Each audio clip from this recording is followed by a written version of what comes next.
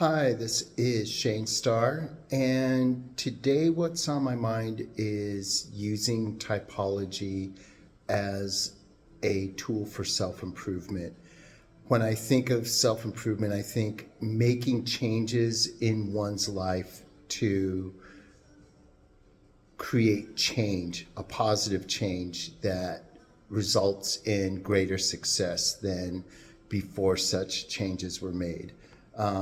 Just getting better, you know.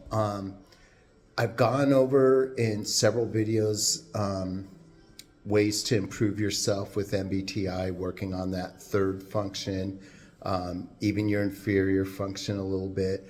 I've talked about socionics, how you can use your, you can't do much about your id, you can't do much about your strengths, just keep going, but your super ego and your super id, that's where the cash value is in socionics. And then in Enneagram, we've talked about figuring out your most problematic sins or neurosis, fixations, things that are not necessarily healthy that you need to change in order to improve your life. And all that is good, and I think it works.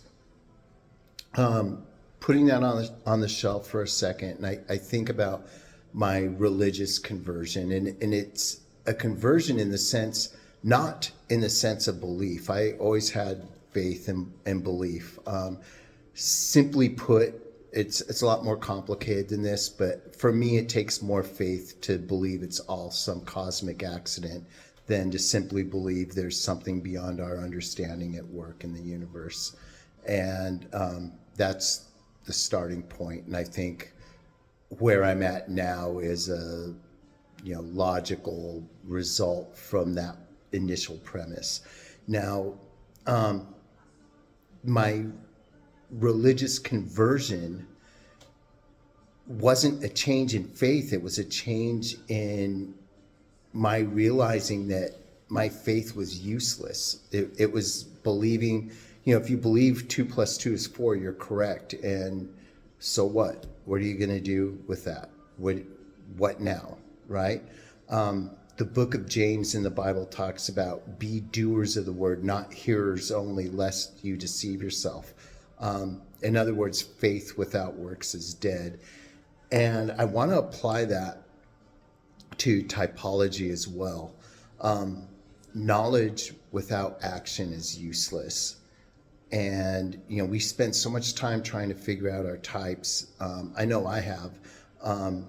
Some people get it right the first time and never look back. But regardless, I think a person with the wrong type on a hero's journey of self-discovery will ultimately do better than someone who maybe gets their type right or is convinced of their type from the first time, who thinks their neurosis is cool, and as a result they remain stuck in a stale mindset without moving forward, without self-improvement.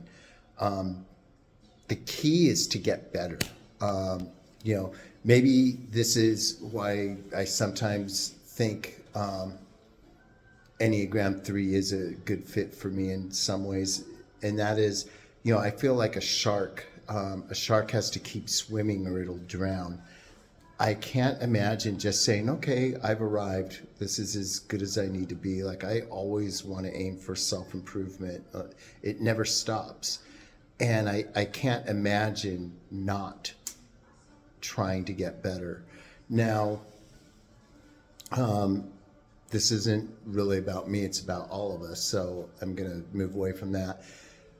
I think for those of us who do want to improve our lives, the key isn't in the understanding. The understanding's there, and if it's not there, it will be there. Sooner or later, you'll get your type down to either the right type, or even, let's say you're stuck between 2 or even 3 types.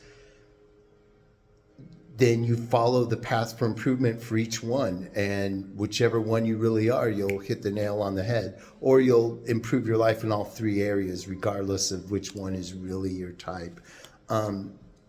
It's beginning to make me wonder like how important it is. You know, like the improving part is more important than the knowledge part. In other words, again, a person with the wrong type who is on the path to self-improvement will do better than someone with the right type who just sits there and does nothing.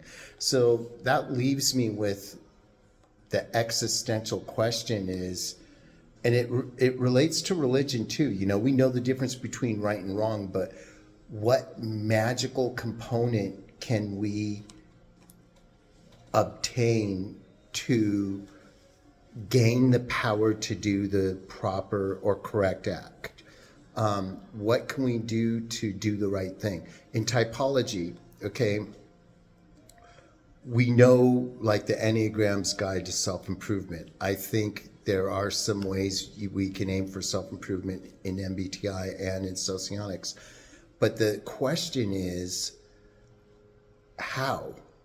What do you do? Do you just try hard? Do you make a list and cross that thing off your list every day? How does one create the power to act and improve to where you can say, in 2025, I'm definitely better than I was in 2024. I missed less days at work. My relationship is qualitatively better. My finances, I have more money. You know, how do you get from point A to point Z using typology as a framework? That's my question to you and to myself. Till then, peace out.